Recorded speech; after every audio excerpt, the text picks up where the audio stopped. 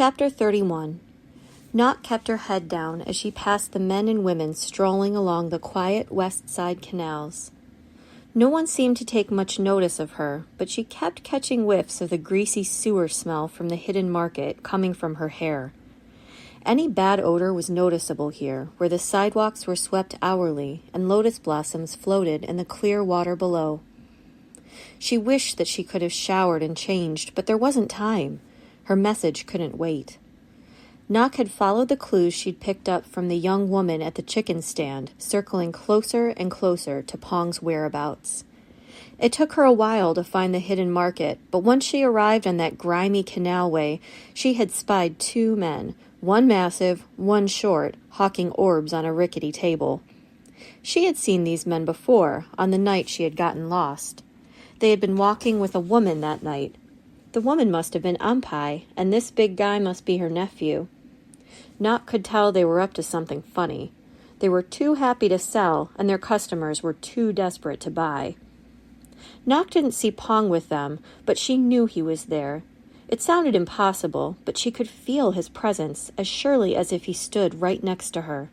He had to be close by. So she waited and watched the two con artists, hoping that if she followed them, they would eventually lead her to Pong's lair. That's when she overheard a very disturbing conversation.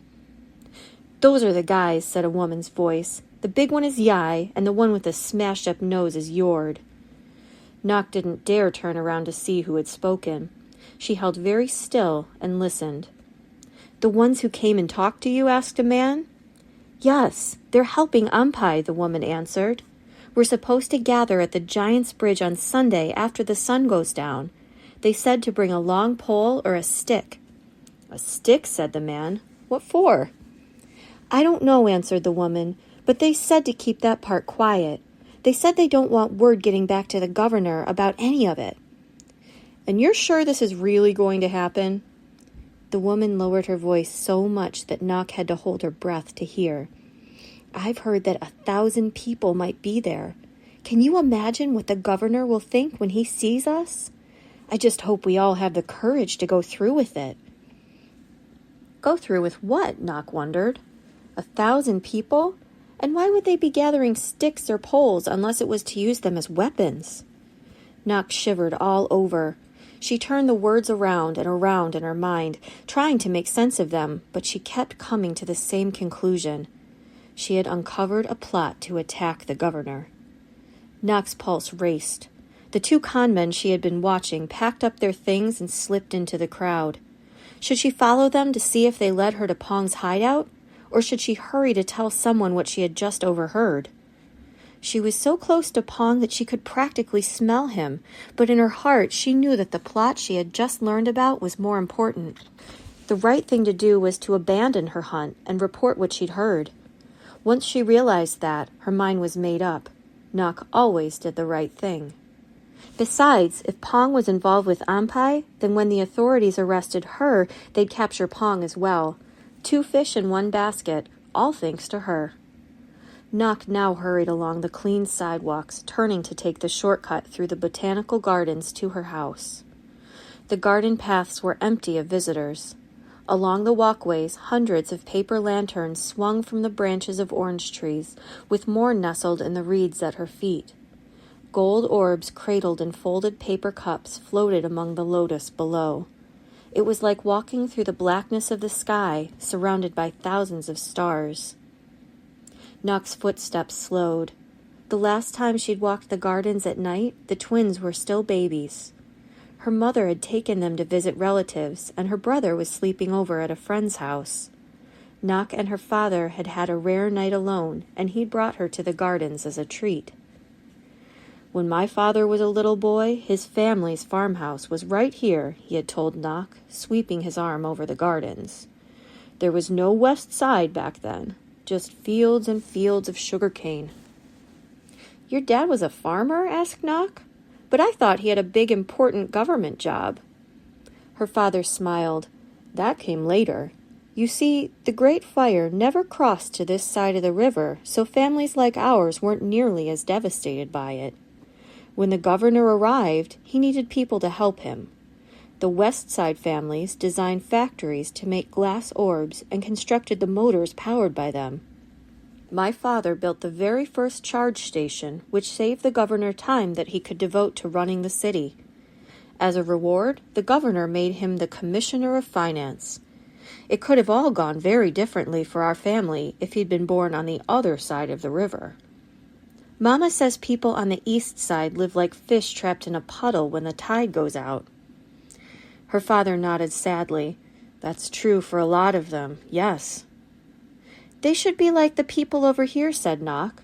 If you work hard and follow the law, good things happen to you. The law is the light, and the light shines on the worthy. Her father tilted his head at her. Where did you hear that? School, said Knock. We're learning the governor's proverbs. Ah, of course, he said dully. I'd forgotten that one. Knock didn't see how. That same proverb hung on the wall at the prison where he worked.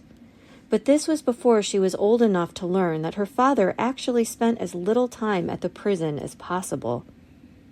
He cleared his throat and cleaned his glasses. Sometimes things aren't as simple as they teach you in school. What do you mean? Well, sometimes light shines on the worthy, but sometimes it just shines on the lucky ones. And sometimes... He looked over his shoulder at the east side, glittering like a rainbow across the river. Sometimes good people get trapped in the dark. Knock slipped her small hand into his big one. I don't understand, Daddy. I don't quite understand myself, I'm afraid. Her father squeezed her fingers and sighed, his breath fogging his spectacles again. He took them off and cleaned them with his shirt. When he spoke again, he sounded like a schoolteacher scolding himself. It doesn't matter, sweetheart. Things are the way they are. There's not much we can do to change it. As the memory faded, Knock shook her head side to side. She loved her father so much, but even though she hated to admit it, she was also a little ashamed of him. How could a man who had been the warden of a prison, who was the law commissioner, be so wishy-washy when it came to what he believed? Why did he have such a hard time seeing right from wrong? Knock gripped her staff and started walking again, but this time she took a sharp turn out of the gardens. The law is the light. And right now that light was in danger of being snuffed out. Her father couldn't help her now. She needed to go to someone who would understand how serious this was, someone who would know immediately what to do. A soft rain began to fall as Knock arrived at the tall wooden gates. A guard materialized from the shadows.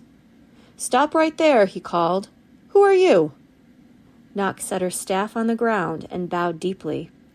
My name is Supatra Sivapan, she said, using her formal name. I'm the daughter of Commissioner Sivapan, and I have an urgent message for the governor.